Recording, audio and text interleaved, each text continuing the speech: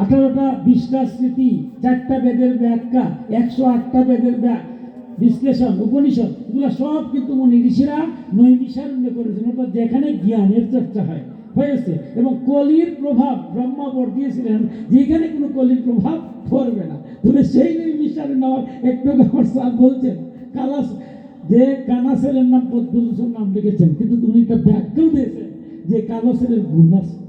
হয়তো সেই নৈমিষারণ্য কলির প্রভাব এখানে করবে না বলতে পারবো না, তবে এটা বিশ্বাস করি আপনারা যদি কৃপা করেন তাহলে কলির কোনো প্রভাব এখানে পড়বে না। কারণ আপনাদের চরণ ধুলিতে ভগবান বারবার বলছেন আমার ভক্ত যেখানে থাকে নাহং তিষ্ঠামি বৈকুণ্ঠে যোগিনা মৃধহীন মদ ভক্ত চক্র গায়ন্তি তত্ত্ব তিষ্ঠামি নারদ। যেখানেই ভক্ত থাকে এখানে ভগবান থাকেন। আর ভগবতের কৃপাতে এখানে দিয়ে আমার যুব সমাজের যেটা জ্ঞান বিতরণ যে প্রদীপ আমরা আজকে প্রজ্বলন করলাম, সেই প্রদীপটা যাতে ঘরে ঘরে প্রতিটা যুবক ছেলেদেরকে বিতরণ করতে পারি, সেই জন্য আপনারা সবার সহযোগিতা চাই। এবার সভাপতি বক্তব্য দিবেন। আপনারা জানেন ক্ষুধার রাজ্যে পৃথিবী গত্যময়, ওনাকে সবাই কিন্তু উনি তারপরে দুইটা কথা আপনারা তখন সময় দিচ্ছেন। সভাপতি একটু সময় আপনি হাত জোর করে ক্ষমা ভিক্ষা চাব আমার প্রধান অতিথি, আমার বিশেষ অতিথিকে যে আমার সভাপতির একটু সময় দিন, একটু সময় বেশি নেবেন না। কিন্তু উনি যদি দুইটা কথা না বলেন, ওনার কাছে যে স্পিড পাই উনি আমার নৈমিষারণ্যের করবে না। উনি আমার বড় ভাই নাই, একদম আপন বলে আমাদের নৈমিষারণ্য যা কিছু হয় সবার আগে ওনাকে টেলিফোন করি এবং তিনি যেভাবে নির্দেশনা দেন আমি এইভাবেই শুনি যে তার মুক্তির একটু কথায় পরিদিন সমাপ্তি করবেন। আপনারা সবার কাছে জোরহাত। আমার বক্তব্য এখানেই শেষ। আমার সভাপতি বক্তব্য দিবেন। আপনারা একটু সামান্য কিঞ্চিত প্রসাদ, আজকে লক্ষ্মীনারায়ণের নামে দুর্গা শিব রাধা গোবিন্দের নামে যে ভোগ লেগেছে সেখান থেকে একটু প্রসাদ হবে, আপনি একটু প্রসাদ খেয়ে আপনারা চলে যাবেন। সবাইকে আসার জন্য আবার আমি ক্ষমা প্রার্থী, আপনারা আসবেন, আমাদের সহযোগিতা করবেন।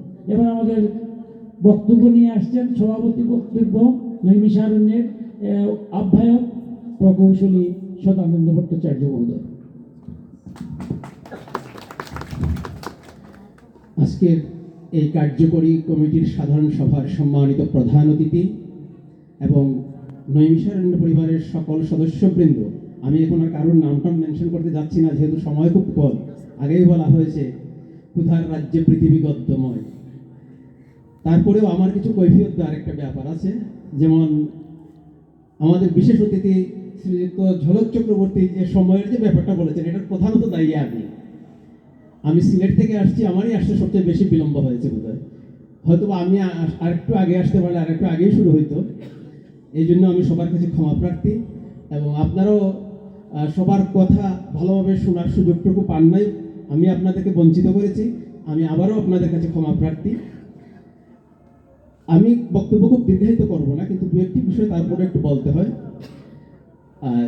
বছর 5-6 বছর হবে বোধহয়, তখন জয়ন্তজন আমাকে এই প্রতিষ্ঠান গড়ার ব্যাপার বললো এবং আমাকে বললো এটা আহ্বায়ক হতে হবে।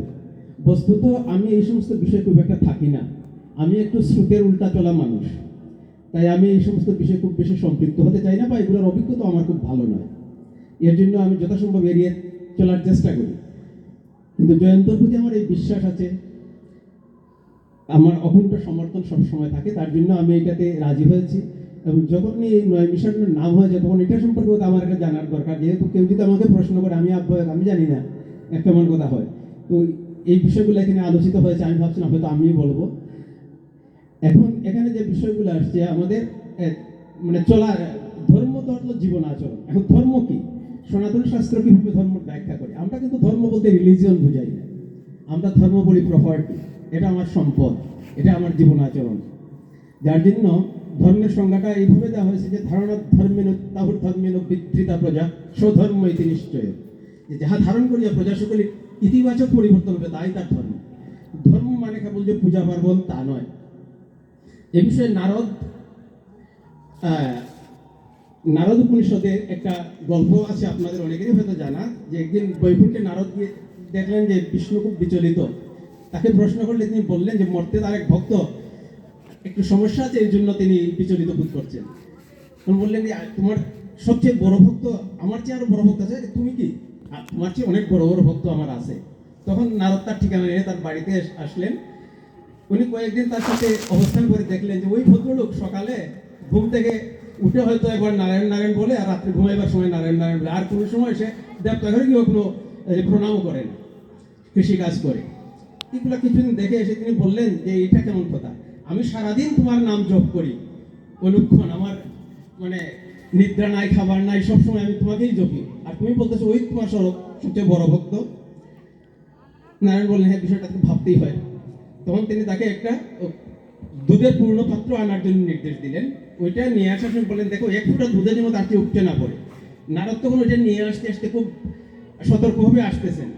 এসে যখন পৌঁছালেন তখন বললেন কি পড়ছে কোনো ফোঁটা? বলে না প্রভু, পড়তে দেইনি। বলি এই সময় কয়বার নারায়ণ নাম জপ করেছো? বলি আরে আমি তো এত ব্যস্ত ছিলাম যে নারায়ণ নাম বলার আমার সময় আর মানে এইটা আমি চিন্তাই করতে পারিনি।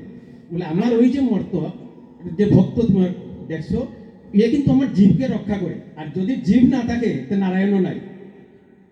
কাজেই যে আমার ভক্তকে প্রতিপালন করতেছে সেই আমার সবচেয়ে বড় ভক্ত, তার চেয়ে বড় ভক্ত আর কেউ হয় না। শুধু অনুক্ষণ নারায়ণ নাম জপ করলেই হবে না, যেটা আমাদের প্রধান অতিথি মহোদয় বলেছেন, যার যা কর্ম তাকে তা করতেই হবে। এইগুলা নিয়ে আরো অনেক বক্তব্য আছে। যেমন এখানে আরেকটা কথা আসছে যে সত্য। রবীন্দ্রনাথ তার বুঝাপড়া কবিতায় বলেছেন যে মনেরে আজ কহ যে ভালো মন্দ যাহাই একশো সত্যের এলো সহজে। প্রশ্ন হলো সত্যটা কিভাবে? রবীন্দ্রনাথ তার ভাষা ও ছন্দ কবিতায় আবার কিন্তু বলছেন যে যা ঘটে সব সত্য নহে, কবি তোমার মনোভূমি রামের জন্মস্থান অযোধ্যার চেয়ে সত্য জানি। তাহলে এখানে একটা কন্ট্রাডিকশন হয়ে গেল। এই ক্ষেত্রে তথাগত বুদ্ধের একটা কথা আছে যে একদিন এক শ্রমণ তাকে প্রশ্ন করেছিল যে শেষ সত্য কি।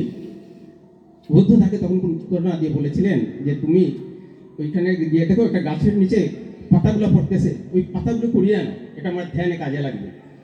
উনি গেলেন, বস্তা ভরে পাতা আনলেন, দেখেন অনবরত খালি পাতা পড়তেই আছে। তিনি নিয়ে আসলেন।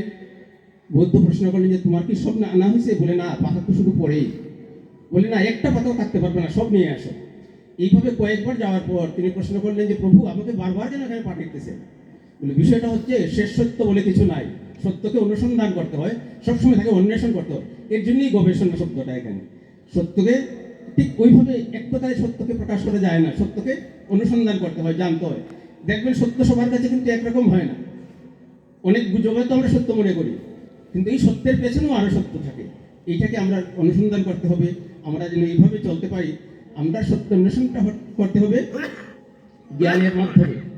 যেটা আগে ইয়েতে বলেছিলেন, জয়ন্ত তার বক্তৃতায় বলেছিলেন, কেবলম শাস্ত্রমাশ্রিত না কর্তব্য নির্ণয় যুক্তিহীন বিচারেণ ধর্মহানি প্রজায়তে। তাই আমরা সবসময় যুক্তি বুদ্ধি বিবেচনা করে চলবো। এবং নৈমিষারণ্যের গবেষণার একটা প্রধান বিষয় কিন্তু এই জিনিসটা, যে আমরা আমাদেরকে জানবো, জেনে সেইভাবে আমরা অগ্রসর হব। আমি হয়তো আরো অনেক বিষয় এখানে বলতে পারতাম, কিন্তু সময় স্বল্প, সবাই ক্ষুধার্ত। আমি আর আপনাদের সময় দীর্ঘায়িত করব না। আমি আবারও ক্ষমা চাচ্ছি এবং আমি প্রার্থনা করছি আপনারা সবাই যে জয়ন্তকে কেন্দ্র করে আমাদের যে আবর্তনটা সৃষ্টি হয়েছে, একে যুক্ততার সাথে এগিয়ে যেতে আপনারা সকলে মিলে সহযোগিতা করবেন, সাহায্যের হাত বাড়িয়ে দিবেন যে যেভাবে পারেন। আমাদের প্রধান অতিথি মহোদয় বলেছেন যে তিনি হয়তো সবসময় অর্থ দিতে পারবেন তা না, যে কোনো রকম একটা পরামর্শ দিয়ে হতে পারে। যেমন উনি একটা ফ্রি মেডিকেল ক্যাম্প করেন বলছেন, এইভাবে হয়তো এখানে একটা কিছু করা যেতে পারে। যেভাবে পারা যায় আমরা মানুষের কল্যাণে কাজ করি। ওই যে একটা সংগঠনের কথা একটু আগে বলছেন,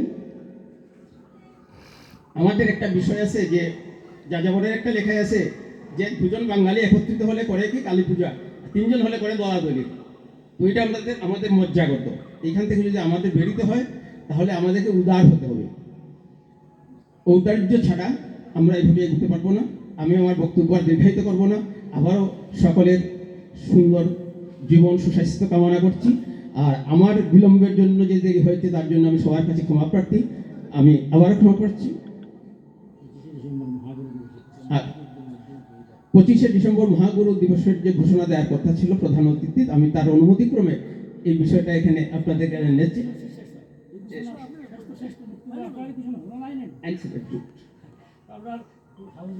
হ্যাঁ, তো আশা করি আপনাদের সবাই এই ক্ষেত্রে মতামত আছে। একবার হাততালি দিয়ে সমর্থন করুন। যেহেতু সকলেই একমত এবং 2026 সালের 25 ডিসেম্বর আপনাদের সকলের সমর্থনে, সকলের অনুমতিক্রমে আজকে ঘোষণা করা হলো প্রতি বৎসর এই দিনটি মহাগুরু দিবস হিসাবে পালিত হবে এবং এর যে কর্মকাণ্ড বা কী কার্যকলাপ হবে সেটা আপনারা জয়ন্ত ভট্টাচার্য ওনার কাছ থেকে মহোদয়ের কাছ থেকে আপনারা জেনে নেবেন। আমি মনে করি এই ব্যাপারে আর কথা না বাড়িয়ে সভাপতি যদি আজকের অনুষ্ঠানের সমাপ্তি ঘোষণা করেন। এখানে এই সভার সমাপ্তি ঘোষণা করা হলো। আর সবাই একটু প্রসাদ গ্রহণ করবেন, যেটা আগেও জানানো হয়েছে।